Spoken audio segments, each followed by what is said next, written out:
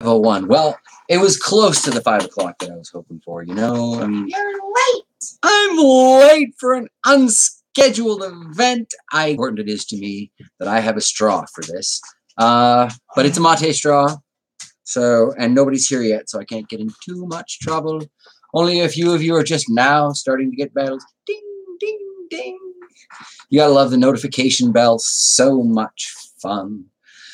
So, in case you're wondering, yes, this is totally random. This is completely unscheduled. I gave absolutely no notification. Is there a reason for it? Yes, there is. And that reason is, howdy, Rob. Welcome to the show. That reason is I want to be able to see what's going on in the chat, which I couldn't do before. And sure, it's kind of mean to maybe not give adequate warning, but random, if you watch the channel, you should know by now random's what I do.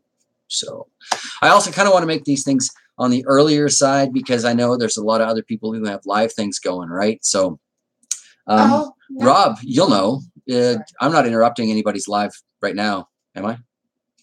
Because I was trying to make it early enough. I think Rev's probably still asleep. How late were you guys up last night? I get out this morning and there's a notification of a previous event, a live stream that started like 1 o'clock in the morning. What up with that? I do random well. Well, thank you. I've had a few years of practice. I was told when I was young, you know, find a couple of things you're good at. I'm good at being weird and I'm good at being random. So I took those two and I just ran with it. And so far, it's working out well. Ish. Kind of well. Ish. Okay, good. So I'm not interrupting anybody else's stuff. I had said that I wanted to do more live tastings as things come up in my sad little Canadian garden. And I'm not getting a lot. I'm a little jealous of Susie's pepper bag that she had going the other day. Weird random guy. Midnight here. Daver, where are you that it's midnight? Is it midnight in the UK? I wanted to show you guys this. I'm not tasting this particular pepper today. Europe. Oh, well, thank you for joining us at midnight. Wow. Huh. This is a pepper I nicked off of the Coffee Can Sugar Rush cream that doesn't seem to be, howdy Rev, really doing anything, but they're all developing kind of this old steady purplish blush spot. And I was kind of worried that that might be an indication of something going wrong. So I ripped this one off as kind of a sacrificial pepper. I ripped it open. Focus little camera.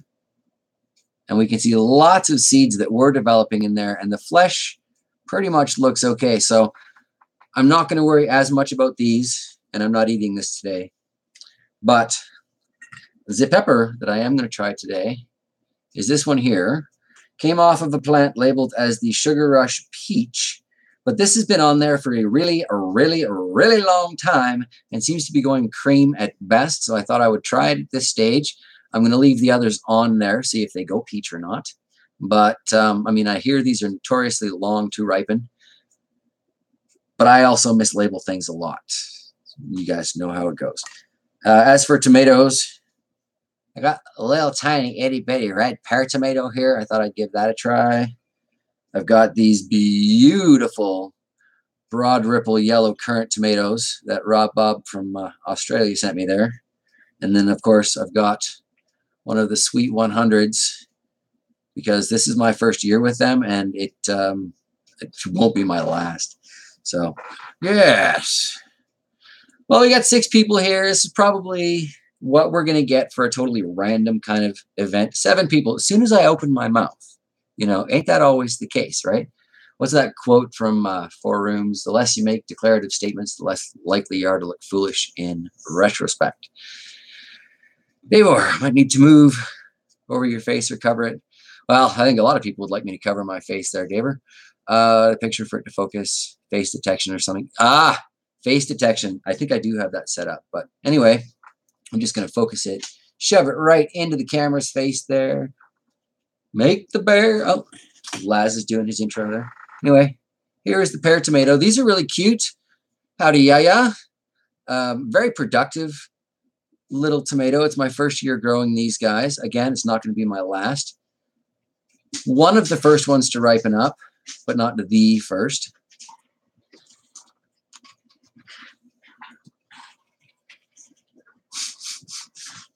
dog creaking on the couch over there. That's his couch. We're not allowed to wash it. We're not allowed to wash him, so nobody sits on the couch. But, okay. That red pear tomato is actually pretty good. Rev says, hey, buddy. He says, snore. Oh, he looked up. You see that? He knows.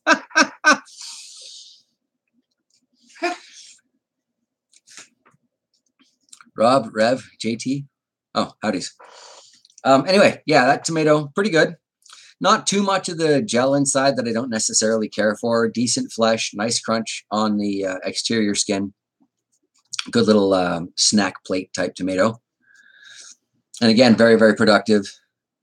We got the Sweet 100s. Like I was saying, this is a first year for me. Won't be the last.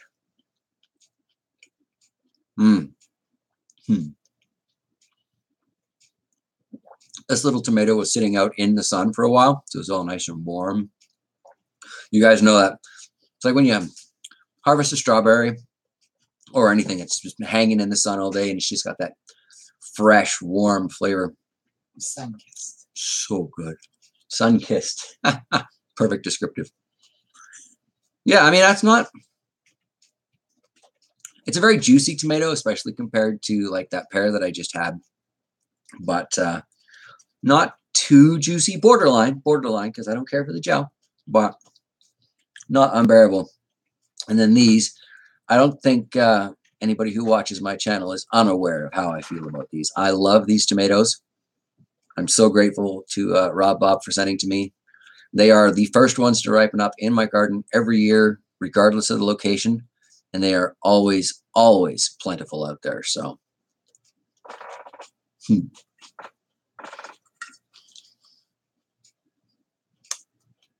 they taste mighty good too.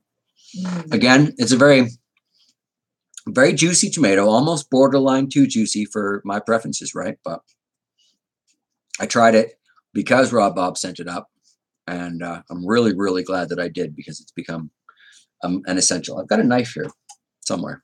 Looking around, I can't find anything. In case anybody's curious, I found all those Canadian flags sitting in a bag that's been in our shop since before we moved here. It's amazing some of the things I find around this property. So here we have the pepper that I believe, you know, maybe a Sugar Rush peach, maybe a Sugar Rush cream. I don't know. I was seeing a post in the pepper lovers community earlier.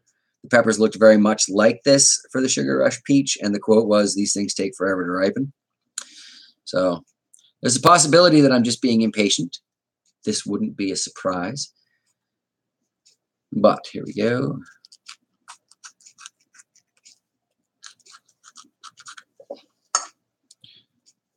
They take forever. Thanks, Rev. Yeah, I'm picking that up.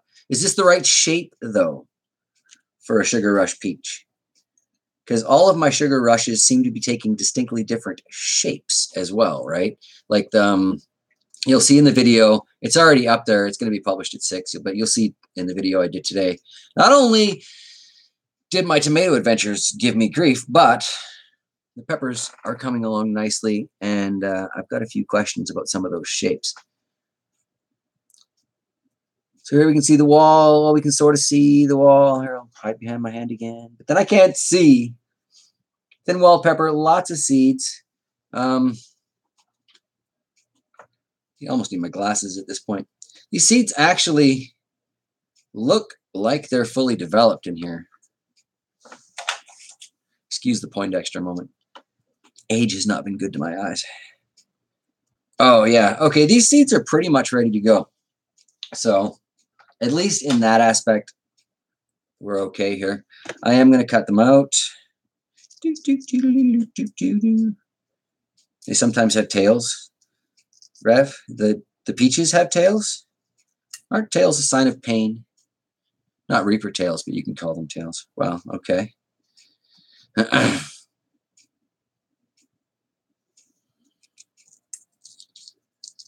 Well, I didn't.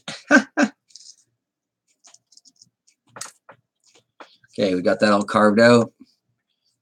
It's just me at the moment. The Lovely Shocks is very busy doing other things. So we saved that half pepper for later because we're making a pico de gallo to go with some nachos anyway. So Convenient to have a half one around.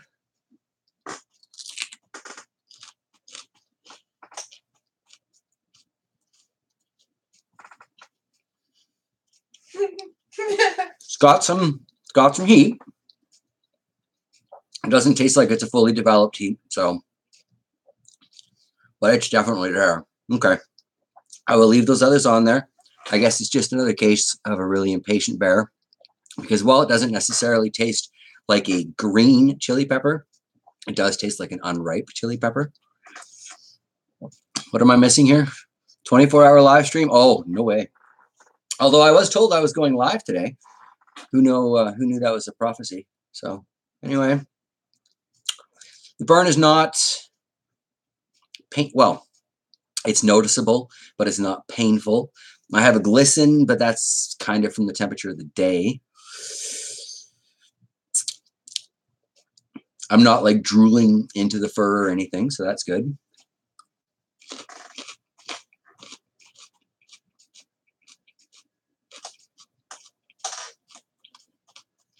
It's a mighty nice pepper.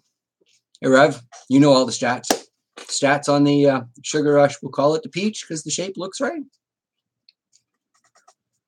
Because there's no way that's at max pain yet. Bit of a glaze. Not really hitting the roof of my mouth. There's a little bit of burn on the lips.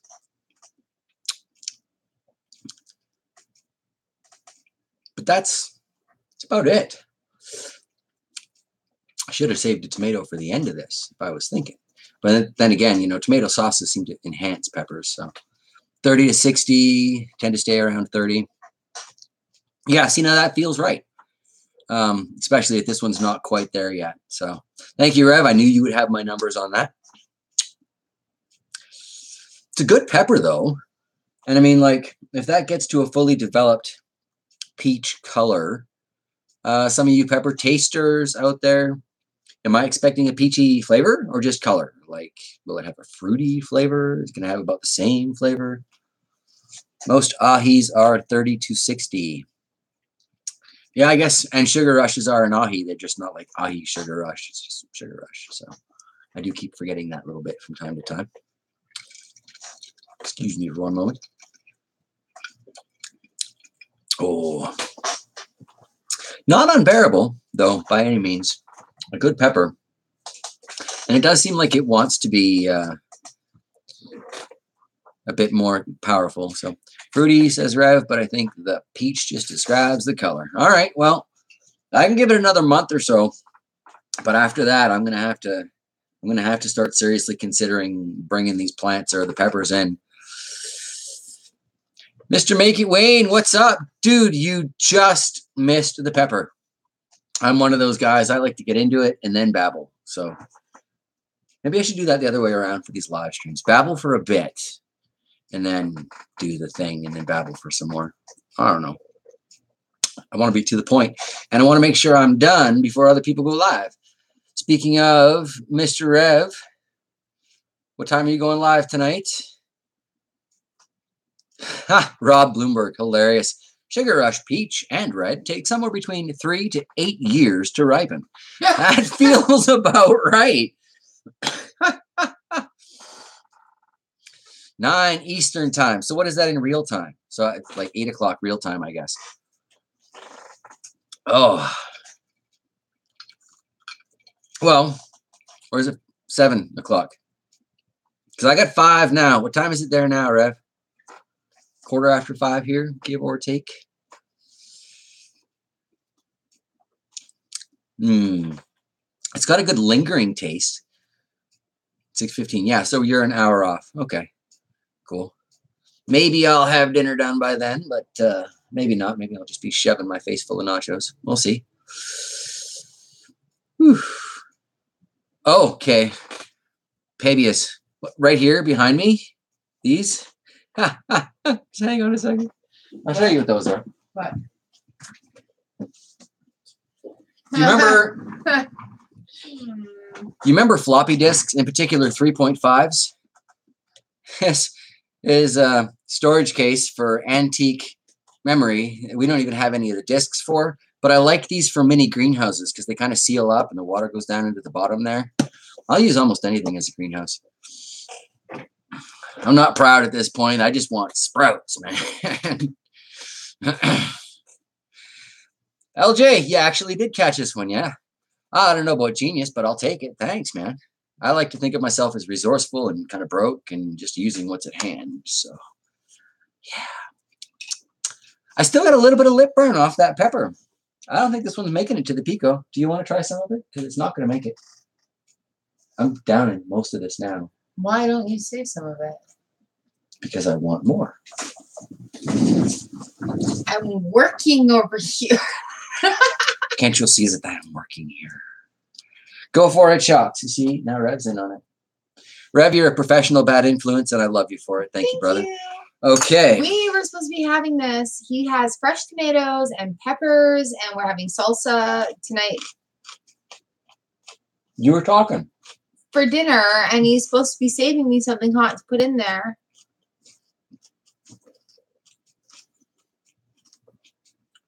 We do have other peppers growing outside, though. I mean, We do? we do. Oh, my. Not necessarily ripe, but this one's not necessarily ripe either. We're in a heat wave right now. I thought I'd just say that. It's like hot here. Yeah, it's hot for Manitoba. So, There's no wind and it's humid. yeah. Where we used to live, this is a summer day. Where we live now, there's no lake on either side of town, so there's no wind constantly pushing that heat, so it feels like it's 10 degrees worse than it really is. Oh, 45 degrees. Yeah, see, we used to live in Penticton, right? So that may have explained why my pepper garden has gone from here to here in the last couple of years. But yeah, That's lovely. it is. It's not overbearing. It would have been great in salsa. Just saying. For a friend. Cheap shot, but I know the effort that goes into those peppers, so it's actually kind of an expensive shot. But Chilliwack. I grew up in Surrey, actually, so moving out of that area was a priority as a young man.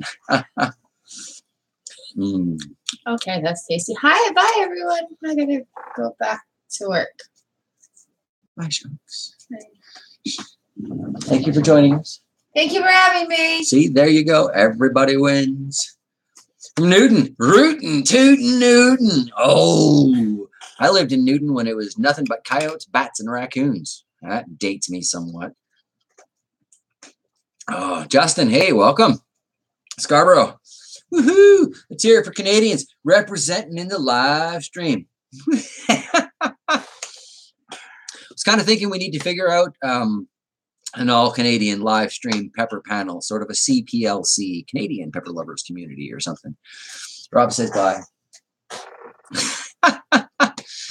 Be interesting. There are a surprising number of Canadians in the community. Maybe it's just I noticed that as a Canadian. It's like when you drive a Volvo, you notice everybody else is driving a Volvo, or you're driving a Toyota, same deal. You know, it's just how it works. We drive a Jeep now. It seems like everybody drives a Jeep. But then again, the only car dealership within like half an hour is a Jeep dealership. So there might actually be a connection there. One never knows. Yeah, that is a delightful pepper. I wish I could get more productivity out of that plant. So yes. Oh, speaking of the problems with productivity and my pepper plants, Brother Troll shared a link with me the other day to another Canadian gardener at Miracle Farms, but that wasn't the name of his channel. Channel name escapes me at the moment. Anyway, but he was going off about aphids in like orchard situations and basically saying that in that case, in that scenario, whatever, aphids are drawn by too much nitrogen. So there's a very real possibility that Mr. Bear has been vastly over fertilizing his seedlings. And we'll just lay off the fish water. I'll give them tap water next time I do my seedlings, and we'll see if that makes a difference to reduce the aphid population. And if not, well, the fish like them. So it's still kind of a win, but it takes down so many pepper seedlings. Like what? I had probably at least 40 varieties of peppers growing when I started for this year. I had 19 plants in the patch outside. from 40 varieties to 19 plants, 5 of which are sand dollars and 3 of which are hot lemons. It's tragic, man. It's tragic. So yeah, I don't know. It'd be good though. Anybody else got any generalized aphid advice? And now when I'm asking for aphid advice, please bear in mind, I'm not asking for how to get rid of them. I figured that out. I feed them to the fish, okay? But what I want to do is I want to deal with the root problem of which the aphids are a symptom. They're attacking the plants because of something, and I need to figure out what that because of is and wipe it out. Howdy, Nora. Big hello from London. Oh, it's got to be late there too. First time seeing you live. Well, I haven't done a lot of these live things yet, but Rev swears it's easy. And, you know, the problem is for me to do it easy, I have to do it random. Because if I do it scheduled, I don't get the chat. So, welcome to my world where things work, but not quite right. But yeah, I think that's going to be about it for the various tastings and stuff. Aphids attack because they love to kill plants. Yes. Believe me, aphid. Believe me, Rev. I know they love to kill plants. Believe me, aphid. You just called him aphid. I just called you aphid. I don't mean to call you aphid. I'm jealous of your plant room. What a cute little pet name. He's my little pet aphid. By the way, I have to say, if anyone in the chat has not yet seen Rev's infomercial on the value of a good, solid pit bull, or, you know, as he put it a couple of times, a gun you can pet to protect your homestead, I highly recommend sitting down with something to drink and just enjoying this video because she's vicious, man. I tell you, I would not want to come to your home. I'd be about as worried with your redhead as I am with mine. And as you can tell, he's a killer. So, yes. But seriously, does anybody know of root causes beyond aphids or cruel sap-sucking bastards? Like the nitrogen thing is interesting. Okay, Pabius. I'm hoping I'm getting that right. I'm terrible with pronunciation. As you watch my channel, you'll learn that. I could throw some chives in to ward them off or just get some cute little ladybugs. Getting cute little ladybugs is great, except shipping them out here because the bug lady is in BC, so it's a lot cheaper for you to get ladybugs than it is for me here in Manitoba. But it's like $65 or something like that for the shipping because it's got to be overnight. They've got to be temperature controlled, yada, yada, yada. And my house has this brilliant but bizarre little feature. Come February, ladybugs just seem to manifest upstairs in the room we call the studio. I think they're literally coming out of the wood chips that are the insulation. I think they have been bunkered in there for decades. So I kind of don't want to pay for ladybugs. However, I am seriously considering paying for praying mantis eggs just because they're cool. But again, that is dealing with the aphids. I want to deal with the problem, right? And I found too that the dungeon, which is where I do most of my pepper growing, is it's too cool for the ladybugs to breed down there. But the aphids seem to just really thrive in that temperature. So, yeah. I'll send you some for free when we have hundreds. Hey, I don't say no to stuff in the mail. Actually, there are some rules. There are rules, and this might be a good time to mention them. That goes against both rules, though. As Shocks mentions, that goes against kind of 2 of them. Nothing that breathes has always been one of my rules. Please don't send me anything that breathes in the mail. Nothing that requires feeding. So yeah, there's that. And thirdly, nothing that ticks. I don't need little clocks with strange pieces of PVC or anything like that. But otherwise, it's pretty much open for seeds and things of that nature. But yeah. Praying mantises would be a different thing. Praying mantis eggs would be a different thing. I don't they think don't actually breed yet. No, well, it's not the same. Anywho, we're at about 24 minutes or so in this particular live stream, folks, and I just don't know. Reaper question for everyone. Perfect. I have no Reaper experience, but I'll open it up anyway. Share your question with us, Justin. Death nuts aren't in the rules. Send him some people. Oh, God, Rev, why did I read that out loud? Oh. What are you doing? It's him. It's that professional bad influence, I think. That's hashtag blame RevToast and hashtag Straw Lives Matter. Yes, Justin, what's your question? Because I probably want to know it too.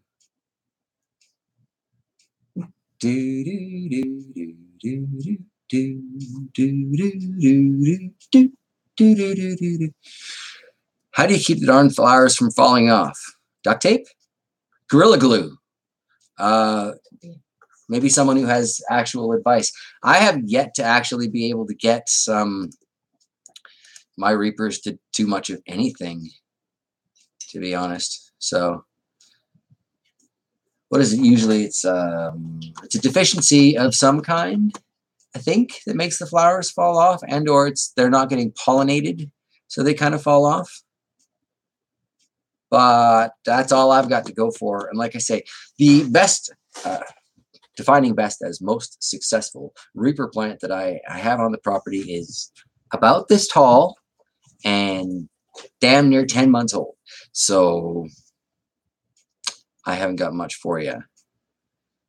Seriously? According to Rev, reapers can be finicky. Rob's a reaper expert. Seriously, what? Train! It's Manitoba, and it's grain season. It's the land of long trains. But Shocks likes to get train videos for the... Which channel is that you put those on? I don't know. Well, for either or both of her channels, so Char Wilcox or Shocks the Muse. Well, thank you very much for the $2 contribution there, Pabius. Where's the emphasis go in there? Are we going Broman? I don't know, but thank you very much. Yeah, anyway, Shocks likes to get videos of these trains because a lot of them have some really cool graffiti, and we get some really cool old engines going through there. Okay, Rob, your reapers are consistent, so what do you do to keep your flowers on, or what do you think may be going wrong that Justin's flowers are falling off? We don't call it poor, Pabius, we call it Canadian. We're all broke up here. So yeah, and Rob, for that matter, do you have any advice for me? How can I get a reaper plant to be maybe 2 inches tall? That would be a lovely start. Speaking of 2-inch tall pepper plants, those of you who are kind of keeping up to date on the chili garden in general, you know that yellow scorpion that I kept from last year? Somehow this thing managed to just barely stay alive all winter long. It went outside. It looks like it's dead sticks, right? Like I measured against my thumb. It's got like a thumb worth of plant on it. This thing's got an open flower and like 4 or 5 other little flower buds forming on it already. It is the most ridiculous plant in my garden, but I love it. What do we got here, RevToast? On my indoor plants, the flowers fall off because they aren't pollinated. Yeah, see, I was thinking that was one of the issues. I'm not sure about that one, but I've noticed the first wave of blooms seem to drop a bunch. Okay, see, now on that note, one thing I was observing with this year's gardening is that with the seedlings, I'm getting a lot more upward growth from them, like the first year plants, whereas with the ones that I have overwintered, like that Sand Dollar and the Green Planter is from 2015, the El Oro is from last year, no, Sand Dollar is from 2016. Drain. The number of flowers that are sticking on there and like actually starting to produce pods is ridiculous compared to what they did in their first year. And in the case of like the Sand Dollar, where I can do an active comparison, the numbers on the seedlings, 1, maybe 2 at the same time. The seedling has the most developed of the peppers, but the numbers are absolutely there in the older pepper plants. So Bloomberg might be onto something there. Excuse me, Justin, trouble getting produced peppers. It's 2 feet tall, but it won't produce. Peppers are not light sensitive, are they? So light schedule wouldn't necessarily have anything to do with that, would it? Maybe light spectrum? Is it inside? Is it outside? Indoors. I'm watching the wrong part of this chat here. Sorry, guys. eBay likes to cheat people a bit. Yes, it is possible for a pepper to form a tree-like stalk. I have a few of them out front, and in warmer climates, they get like more than 10 minutes of summer. I've seen a lot that have like nice bark at the base of it. And yeah, Rev's a great example there. His have a lot of tree-like stalks in there. Pabius, what's your question? I usually use herbs or leafy vegetables for my aquaponics, okay, but opposed to a pythos plant. Which regular type tropicals would do well with tropical aquaponics? Troquaponics. I don't know. I would probably steer away from like spider plants because they thrive under abuse. Therefore, aquaponics might not be a good choice for them.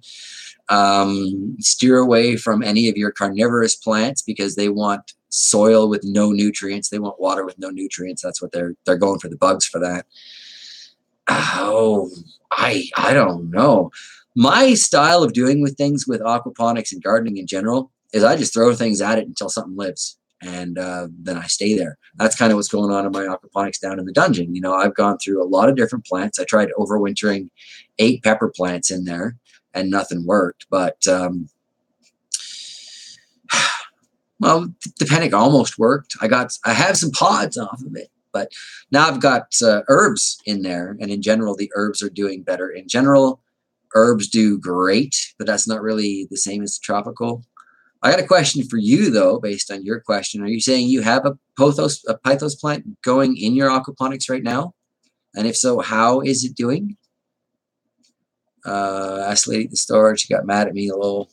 Oh, you know what? Don't ask people in stores about aquaponics. They don't know. And they get upset because they don't know, and they're supposed to know everything. When someone comes into a garden store, I worked at a garden center. I know what I'm talking about. I observed this with my own 2 little very observant eyes. When people walk into a garden store, they are kind of viewed like marks who know nothing. And a lot of people who work in that aspect of retail feel really empowered by that. So when you ask them about something that they know nothing about, you take them off at the knees with their sense of importance, and they just get really edgy. I find it's best to ask them about pond plants in that situation, and or water gardening. And just, you could put the rest of it together at home, right? Like anything in those areas they're comfortable with. But aquaponics is a word that scares them. And in my experience, and you're from the coast too, a lot of people think that means you're growing cannabis, which isn't necessarily a bad idea, but it's not necessarily what you're doing, right? So it is what it is. Rev Toast, no garden place around has ever even heard of aquaponics. I actually introduced them to it. See, that's the way it was with the place that I was working at. I did take a couple of videos in there eventually of the Art Naps in Penticton. And actually, speaking of which, I should get a hold of Mikey. Haven't talked to him in a while, but he was a great source of information because he was one of the few people I found there that did understand what I was trying to get to, and he actually did watch the channel. Therefore, he had an even better understanding of aquaponics, and it became really, really easy to brainstorm with him, and we came up with lots and lots of things. So, start with a pond supply guy, and those are going to be the best ones to get going on the aquaponic concept. Yeah. Lady got mad and told me to go do my research. I said, I did research. I'm just asking you because you work here. She got super mad. Well, I'm thinking maybe she shouldn't be in retail. Perhaps customer service on a phone somewhere. I'm sorry, that wasn't nice. Justin, how did my mead turn out? Fantastic. I tested far too much of it the first night, and we've got, I'd say, probably 7 liters of it sitting in the little Mr. Beer keg right now. It way better. The first one was really, really bubbly and had a very much of a beery aspect to it because it was just like the raw mead. This one had the 3 berries in it. It had a lot of accidents, and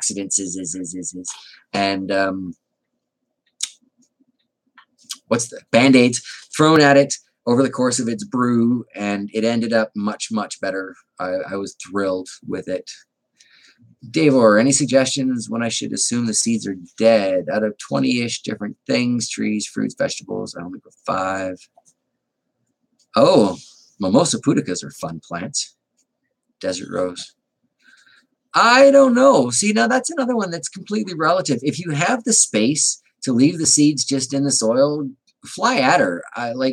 Rev's had a couple of really, really late start seeds. I've had some incredibly late start seeds. That's how I have half the mix-ups that I have in my pepper garden right now. It's because I planted something and what actually sprouted was a seed I gave up on 6 months earlier. So it was, yeah. Give them as long as you can. And if you can't, then recycle the soil. Maybe it'll sprout again. It's about space. You know, how much garden space are you willing to take up in your home? I'm willing to go with most of it, but I have to compromise. I'm not the only person with a vote here. But at the same time, she's pretty open to me taking over the house. So we got this lovely set of houseplants going on up here. Wasn't really much of a houseplant guy before we got this place, but the peppers didn't necessarily like it in here at first under the crappy 40-watt lights that this place came with. Definitely digging on the LEDs though, since we switched that up. It's just much brighter and much cheaper. And with all the lights I got going on in the basement, I need to save power somewhere, don't I?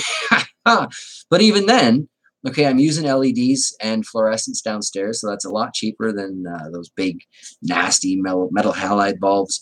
Maybe not producing the same kind of heat, so great. Maybe not producing the same kind of light. I haven't decided if I'm winning or losing on that deal there. Some things definitely seem to do better under the fluorescent spectrum, which I think is like 6,500 Kelvin. Some things seem to do better under the, we'll call it a specialized spectrum of the Mars Hydrolite. It's kind of crazy. What do we got from a lot of super hots can take a week or more to come up. Not in Canada. A lot of super hots are never going to sprout here in Canada. That's just a whole different thing. I got a whole channel complaining about that. It's this one, actually. Feel free to sub if you want to hear a Canadian complain about can't grow damn peppers. But you know what, guys? I think I have probably babbled on for a fair bit here. I know Rev was interested in a 24-hour live stream, but I just don't have that in me. So either he's going to have to get started early, or one of you guys in the chat are going to have to pick up where I leave off. Anybody out there feel like going live until Rev comes? Anyone? Anyone? Oh, Pebius, no problem, man. Ask a question anytime. I usually get back to my comments within a day. It's like my morning routine. I get my coffee because I can't quite see yet. By the time I made it back to my desk, I can sort of make out the letters on the screen. I sit down and try and figure out my comments. Brian, he's alive! The Brian Ragland channel has joined us. I think Shocks is coming over to say, hey, Brian. Nice to see you, man. I haven't heard from you guys in a long time. A lot of super hots take up to 4 weeks. See, now what Rob's saying there is a lot more like what I've got going for experience. So, Rob, are you gonna pick up the live mantle and keep us going for 24 hours of PLC here, or what? Because I mean, Rev's not coming on for at least another hour 20 or so. I don't see Derek here. I saw Batman briefly, but I think he's gone. Justin, show us your Reapers. Anyone? Anyone? Well, I tried to throw that out there so we could get that thing going, but you're not up for that. See, that's kind of where I'm at. It's Friday. Need to make arrangements. Let's do it, but we'll just make one. We'll plan it. It'll be like a PLC telethon. Yeah.